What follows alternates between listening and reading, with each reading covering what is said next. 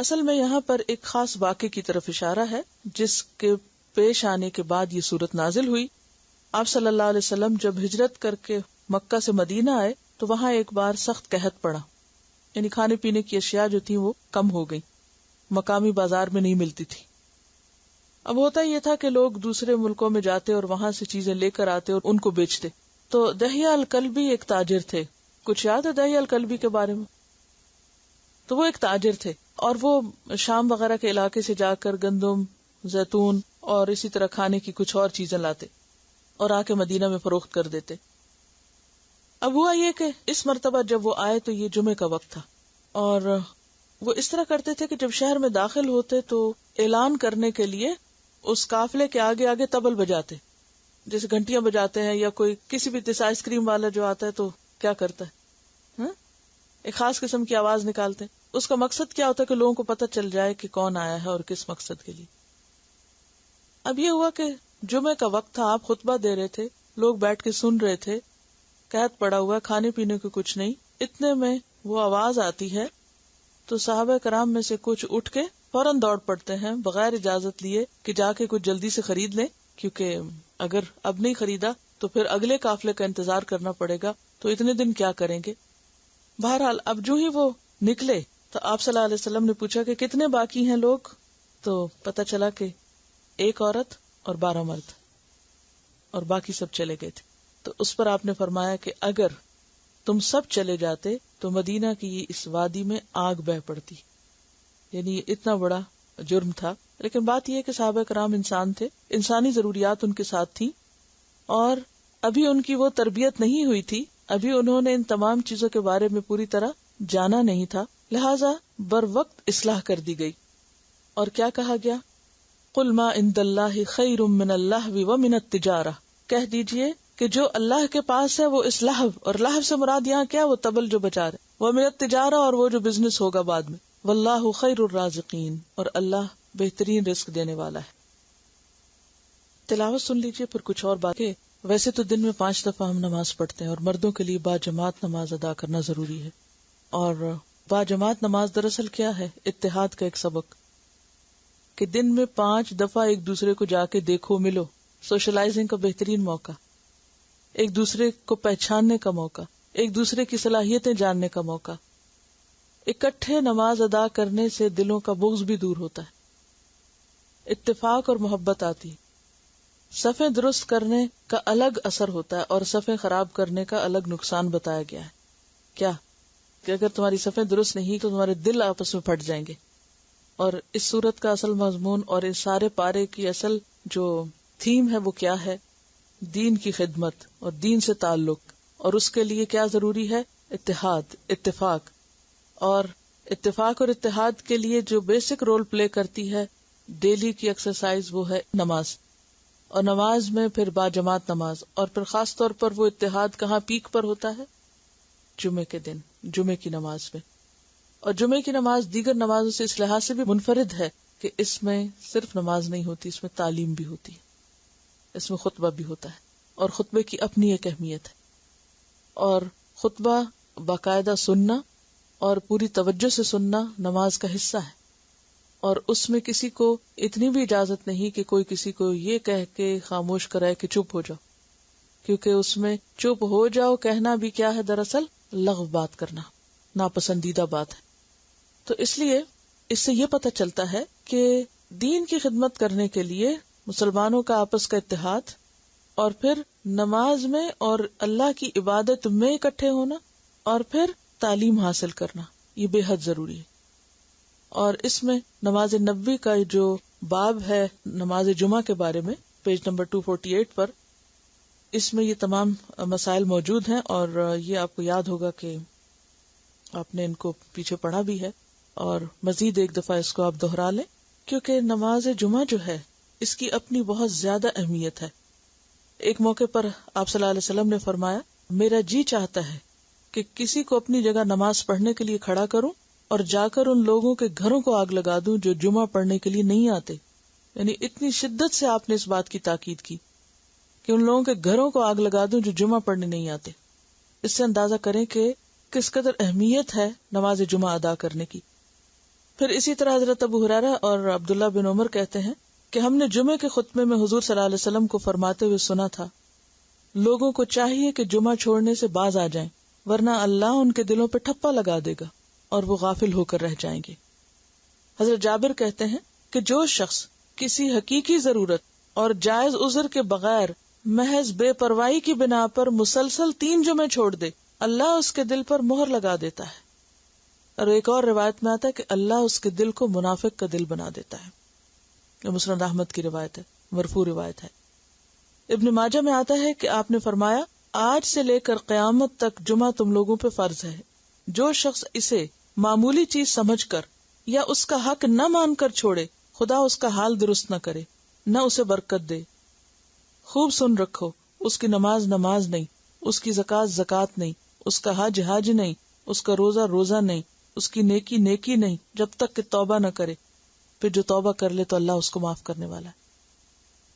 تو اس سے بھی آپ اندازہ لگا سکتے ہیں کہ نماز جمعہ کی مردوں کے لیے کس قدر اہمیت ہے، اور اس کو ادا نہ کرنا ایک بہت بڑا جرم ہے، اور اس ایک نماز کے ادا نہ کرنے سے باقی تمام نیکیاں جو ہیں وہ بھی ضائع ہو جاتی ہیں۔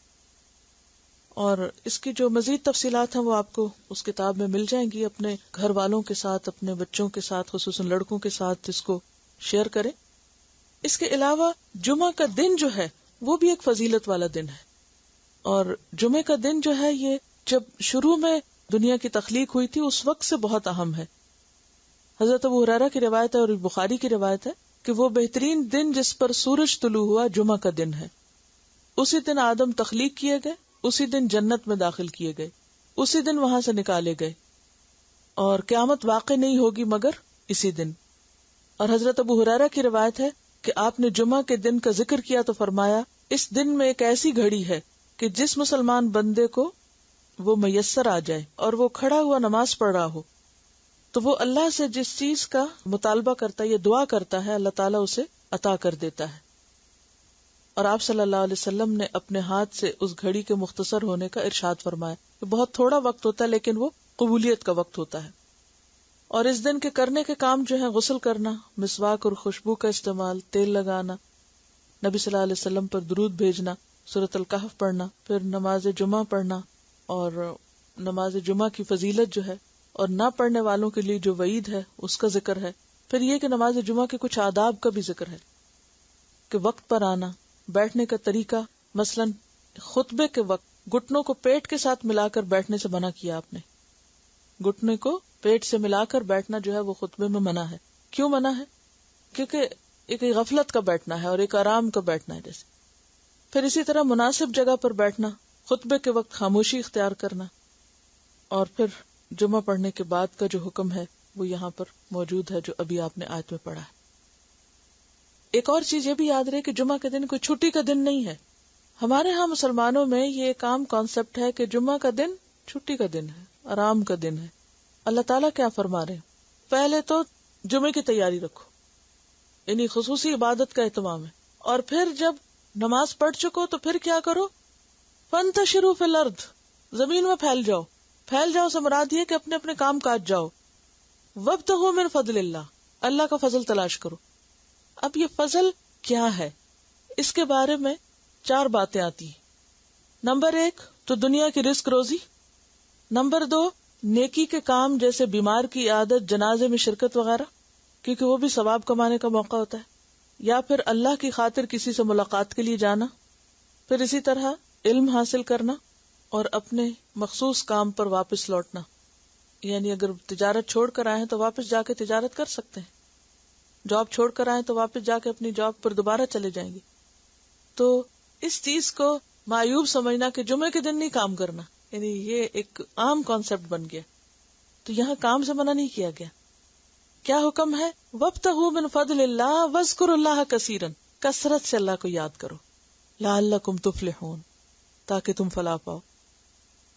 تو بات یہ ہے کہ یہاں ایک اور چیز بھی بتا دی گئی کہ انسان جب دین کا کام کرتا ہے تو پھر عام طور پر یہ سمجھا جاتا ہے کہ دین اور دنیا ساتھ ساتھ نہیں رہ سکتے۔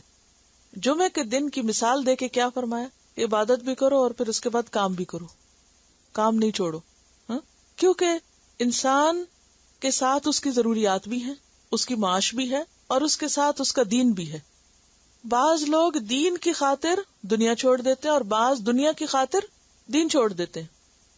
معاش کی خاطر جمعہ چھوڑ دیا یا جمعے کی خاطر پورا دن ہی معاش کا کام ختم کر دیا. بات یہ ہے کہ یہ دونوں ہی چیزیں ضروری ہیں، اپنی جگہ اہم ہے، اور دونوں کے اپنے اپنے تقاضے ہیں. اب ان میں بیلنس کیسے قائم رکھا جائے؟ تو یہاں پر وہی بیلنس سکھایا گیا ہے کہ عبادت کے وقت میں عبادت کرو اور کام کے وقت میں کام کرو. اور مومن کے لیے جب اس کی دین اور دنیا سامنے آتی ہیں تو اسے اپنی ترجیحات مقرر کرنی ہوتی ہے کہ اس کی پرائرٹی کیا ہے، اور یہ پرائرٹی اوقات کے اعتبار سے ہوگی کہ کس وقت کی پرائرٹی کیا ہے. یعنی اگر اذان ہو رہی ہے جمعہ کی تو اب پرائرٹی کچھ اور ہوگی، اور جب نماز ختم ہو گئی ہے تو اب کچھ اور پرائرٹی ہے. پھر اس دن کے حساب سے ضروریات دیکھو کہ کوئی فوت ہو گیا تو تعزیت کے لیے جانا ہے، یا کسی کی ملاقات کے لیے جانا ہے، یا پھر کام پہ جانا ہے، یا کیا. وہ اپنے جو دن کے کرنے کے کام ہیں ان کو اپنے سامنے رکھو. تو بات یہ ہے کہ ان دونوں کے درمیان توازن. معاش ضرورت ہے، دین مقصد ہے. مومن کے لیے معاش کا کیا مطلب ہے؟ کمائی کرنا ضرورت ہے، وہ اس کی زندگی کا مقصد نہیں ہے. یہ بات اچھی طرح ذہن نشین کر لیجیے. یعنی مومن کی زندگی کا مقصد دنیا کمانا نہیں ہے. مومن کی زندگی کا مقصد اللہ کو راضی کرنا ہے، اللہ کے دین کے ساتھ تعلق اور پھر دین کی خدمت. یہ اس کی زندگی کا مقصد ہو سکتا ہے، اور پھر ان دونوں میں اسے بیلنس کرنا ہے. ایک اور اہم بات یہ پتہ چل رہی ہے کہ انسان معاشی کامیابی کو اللہ کا فضل سمجھے، کیونکہ یہاں کیا کہا؟ وابتغوا من فضل اللہ.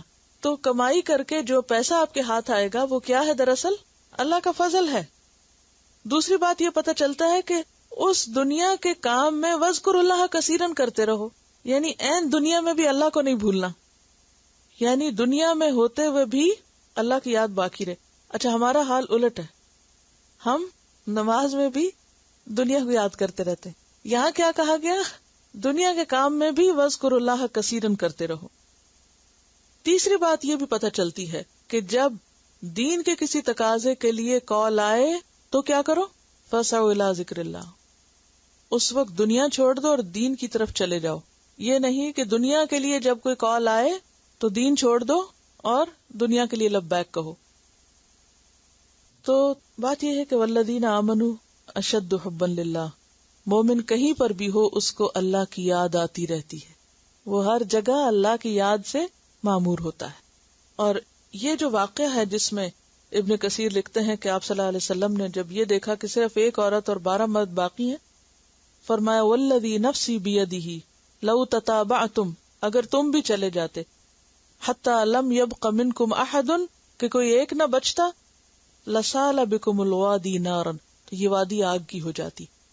یہ اتنے سخت الفاظ کیوں فرمایا آپ نے؟ کہ جب دین کا تقاضا ہو، دین کی خدمت کا وقت ہو، دین کو آپ کی ضرورت ہو، اس وقت آپ اس کو چھوڑ کر اور مشغلوں میں لگ جائیں، خواہ وہ بعض اوقات کتنے اہم کیوں نہ ہو. اب آپ دیکھیے کہ قحط کی کیفیت ہو، بازار میں کوئی چیز ملتی نہ ہو، اور اسی وقت وہ قافلہ آیا اور ان کو پتا ہے کہ اگر اب نہیں ہم نے جا کے خریدا تو یہ سب کچھ ختم ہو جائے گا، پھر ہم کیا کریں گے؟ اتنی شدت کی ضرورت کے باوجود بھی کیا کہا گیا کہ نہیں، ابھی نماز نہیں ہو رہی تھی، خطبہ ہو رہا تھا. تو اس خطبے کو سننا بھی اتنا ہی ضروری ہے جتنا نماز کو ادا کرنا. لہذا اس وقت میں تم کوئی اور کام نہیں کر سکتے. ہم اپنے رویوں پر غور کریں. اچھا، ایک اور مشکل یہ ہے، یہاں پر خطبے کے لیے کیا لفظ آ رہا ہے؟ ذکر اللہ. ہمارے خطبے کس کے ذکر سے بھرے ہوئے ہوتے ہیں؟ دنیا کی سیاست.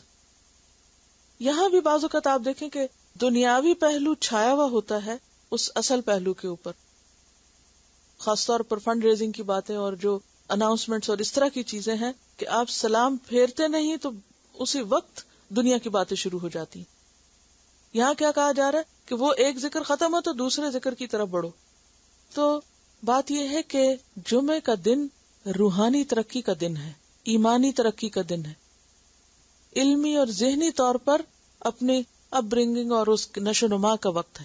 اس وقت کو اس کا پورا حق دینا چاہیے، اور اس وقت میں کوئی بھی اور کام نہیں کرنا چاہیے، چاہے وہ کتنا ہی اہم کیوں نہ ہو. وآخر دعوانا ان الحمد للہ رب العالمین. سبحانک اللہم و بحمدک نشهد ان لا الہ الا انت نستغفرک ونتوب الیک۔ السلام علیکم ورحمۃ اللہ وبرکاتہ۔